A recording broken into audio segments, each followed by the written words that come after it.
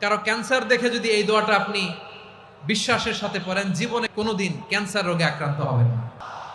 অনেক সময় এমন হয়, হঠাৎ বিপদের সম্মুখীন হই আমরা, রেডি হয়ে বের হয়েছে অফিসে, হঠাৎ অ্যাক্সিডেন্টে পড়ে যাই, হঠাৎ পেটের ব্যথায় অজ্ঞান, এরকম হয় না?